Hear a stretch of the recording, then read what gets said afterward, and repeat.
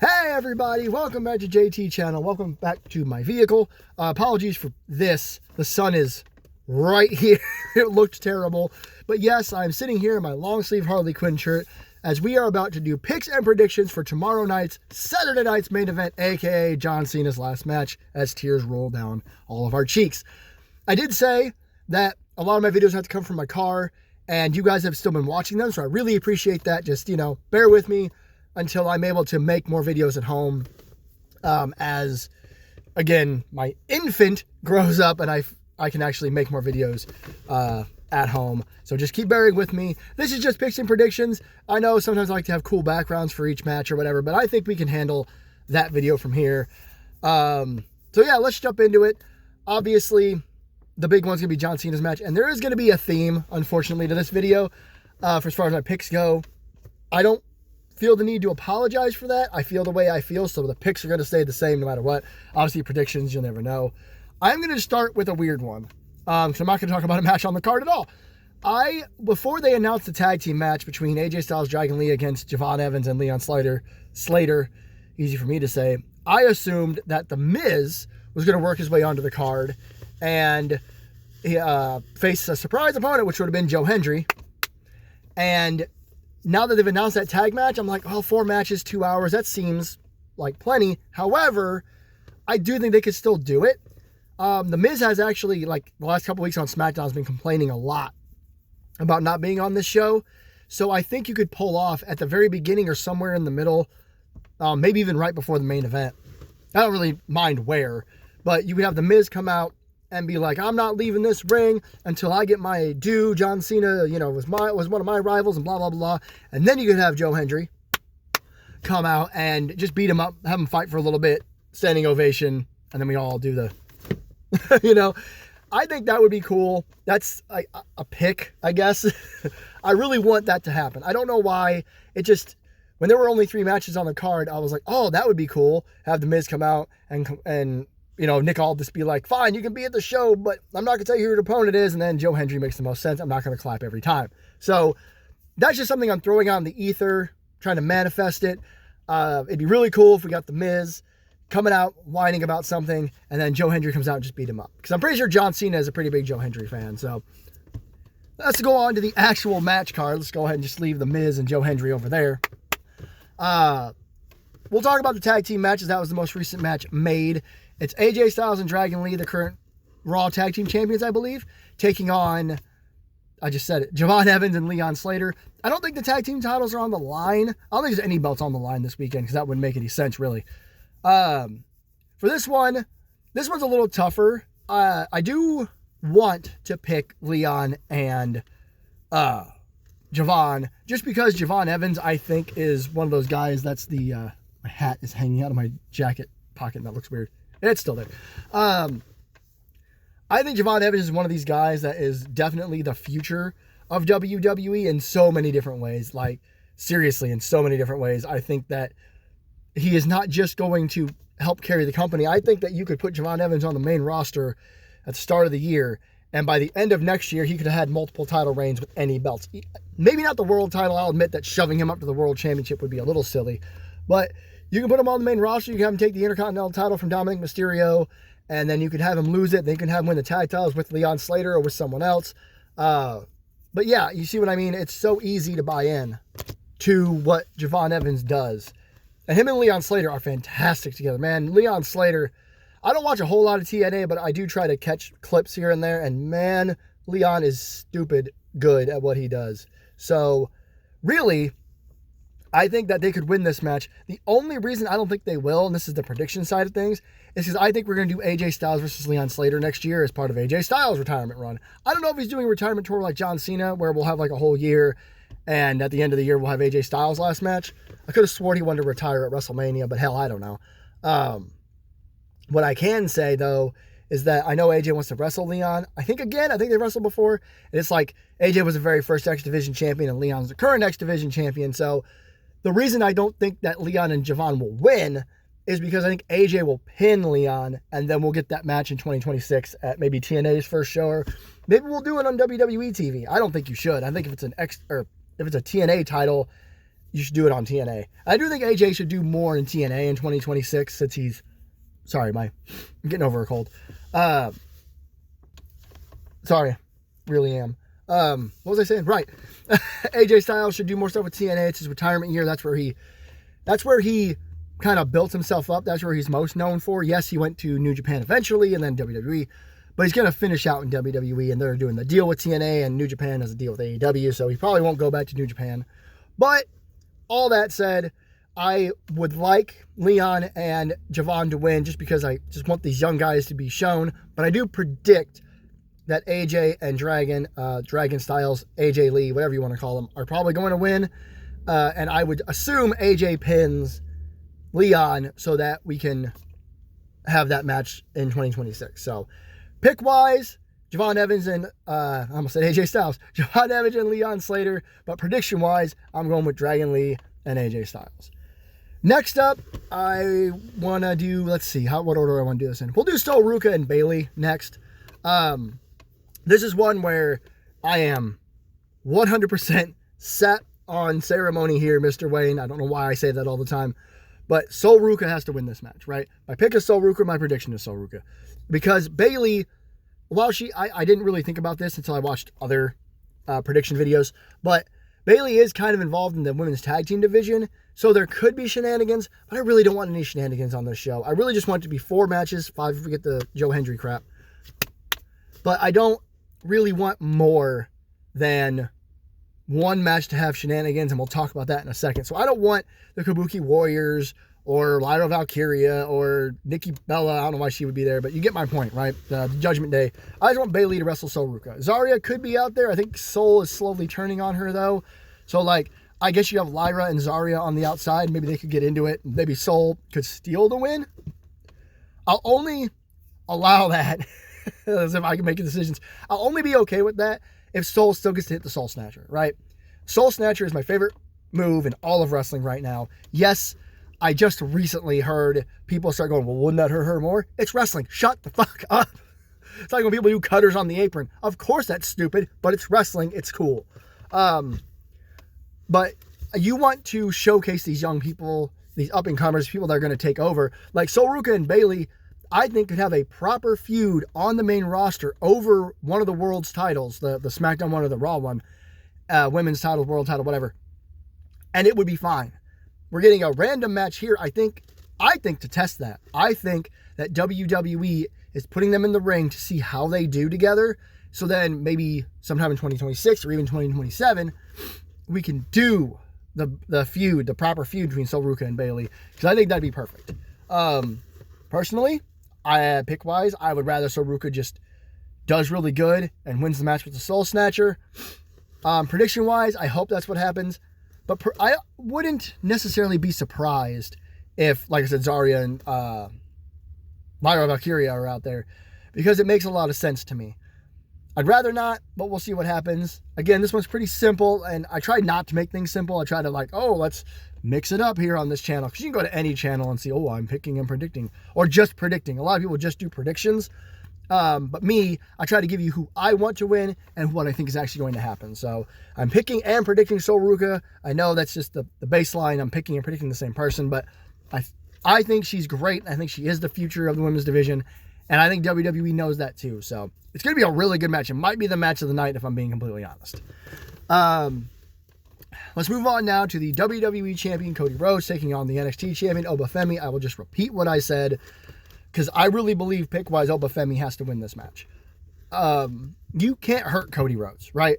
Like, that's my whole thing with this, is that if Obafemi does beat Cody Rhodes, cleanly or not cleanly, I'll talk about that in a second, it won't hurt Cody. Cody will come out on Raw and be like, well, even though he's a SmackDown guy, well, I lost to Obafemi, but now let's focus on my next title, and everyone will just kind of forget about it. So he'll come out on SmackDown, because we're doing...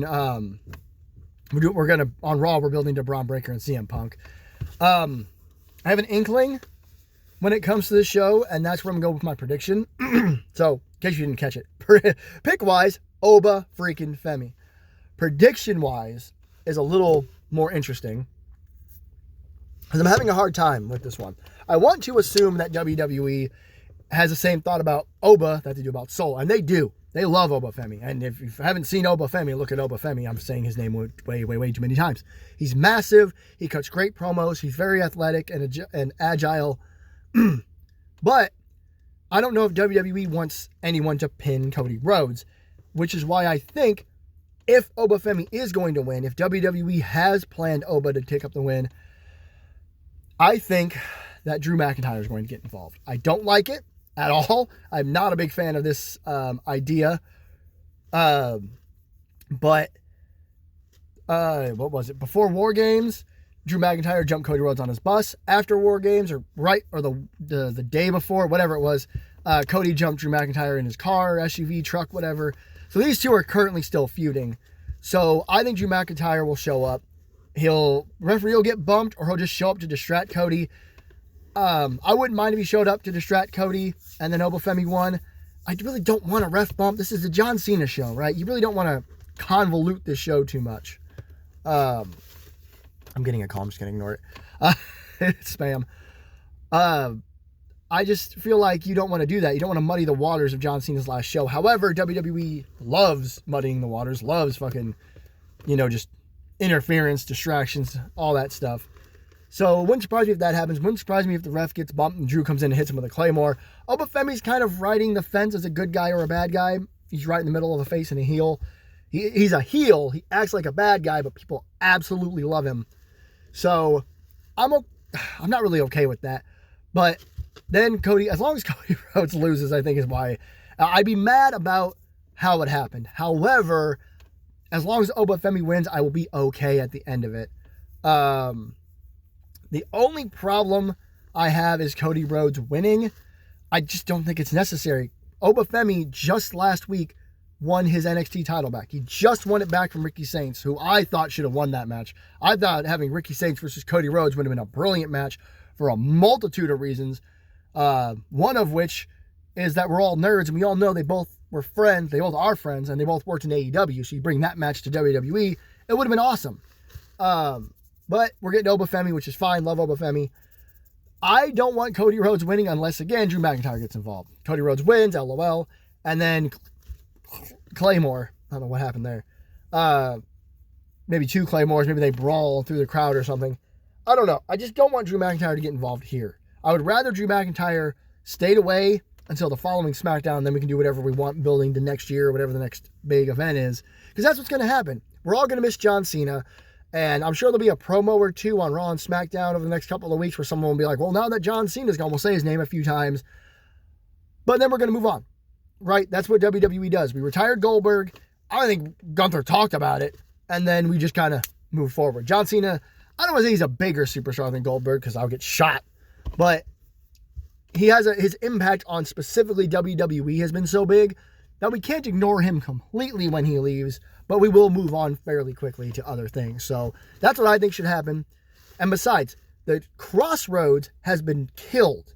Like as a finish, the Crossroads doesn't work anymore. If he hits Obafemi with 1 Crossroads and wins, it kills Obafemi. Obafemi will be dead in that ring. His push will be over. Everyone will be like, oh, well, that's all it takes to beat Obafemi. Why can't all these other guys beat him? It's going to take a lot to convince me and an audience that Obafemi shouldn't win this match. Pick-wise, Obafemi. Prediction-wise, I don't know. I'm going to kind of hold on to hope that WWE has the right idea and that they do the right thing. Again, I don't want there to be interference, but I understand it's Cody Rhodes. It's the baby face. It's the face of the company. One of the faces of the company. You got him. You got Roman. You've got Punk as the world champion. So you got all these faces of the company, and you have the women too. People argue about who the face of the company is. Usually the faces of the company are the champions, which would be CM Punk and Cody Rhodes, which make a lot of people mad. But you can't ignore Roman Reigns being up there as well. Then you can put like Stephanie Vaquer and Becky Lynch. I don't know, I'm getting off topic, but I'm just saying Cody is their biggest star right now. Their biggest full-time star. They likely don't want to beat him, especially on a Saturday Night's Main Event. So if they're going to, I would not be surprised if there is interference from Drew McIntyre. I just hope that is what happens. If you didn't tell, the theme, the lameness of this video is the fact that I just kind of want all the NXT guys to win. I know that is kind of the law of diminishing returns. It's kind of the whole like, well, if they all win, then what's the point? What does that say about the main roster? I just like all of them. That's why my predictions for the tag team match, I don't think that Javon and Leon are going to win. But I do think Soul should win and will, and I think Oba should win and will. And then we get to our main event, John Cena, Gunther, John Cena's last match. John Cena's got to win. It's just that simple. Earlier this year when we announced we were doing John Cena's last match, before Gunther was rumored, before the tournament was rumored, I was saying it should be Braun Breaker or Dominic Mysterio, and that either one of them should win. Sure enough, we get to Survivor Series. Dominic Mysterio beats John Cena, yes, with 8,275 shenanigans, but that was always what was going to happen. And John Cena kind of tried to put over the Judgment Day, which I have to imagine he had some hand in. Like, the Judgment Day is very hit and miss these days, so I bet John Cena was like, let's put over Dom, let's put over the whole Judgment Day. Because remember, he took finishers from Roxanne Perez, Raquel Rodriguez, then he got beat up by JD and Finn before doing the double AA, and then losing because of Liv Morgan. So he got his loss to Dom. He should have never lost to Brock Lesnar, and he got his loss to Cody Rhodes. Those were the only losses he should have had. The only two losses he should have had this year were to Cody and Dom, as far as singles matches. I know he lost the Royal Rumble, but lost. And it's one of those things where I don't see a reason for him to lose to Gunther. Gunther already retired Goldberg, and much like Cody Rhodes, you can't hurt Gunther, especially in John Cena's last match. Oh no, I lost to John Cena, and then he retired. And then Gunther could come out and be like, yeah, I lost, but guess what? I beat up John Cena so badly, he would have retired anyway, like that kind of thing, right? I love the story. I love this idea that Gunther is the guy who makes people tap, and John Cena is the guy who never gives up. I think people are saying he only tapped once, and that was like 20 years ago. I don't even know who he tapped to. I assume Kurt Angle, right? It just makes sense. Kurt Angle made everybody tap, even The Undertaker. So I don't think Gunther should win. I don't think Gunther's going to win. I think we'll have a lot of close calls. He'll like powerbomb John Cena so hard the ring will go boom, boom, boom, boom, boom, boom. And he'll get a 2 count. He'll have John Cena in the sleeper for 72 years. He'll throw John Cena into each and every item around the ring. John Cena might even bleed just to kind of really sell this idea like, oh, Gunther's going to win. And John will have to hit a couple of AAs, just like the Crossroads. The AA's kind of been killed in 2025. You can't just win after one. So maybe he'll even do a super. Maybe, like, I can see the image in my head of John Cena on the second rope bleeding with Gunther on his shoulders and going, oh, yeah, bam, and then 1, 2, 3. Or, and I've seen this around lately, he could win by submission. Since Gunther's going to be going for a lot of submissions, that's what he's been talking about. Maybe John can win with the STF. Again, he could hold it for 612 days.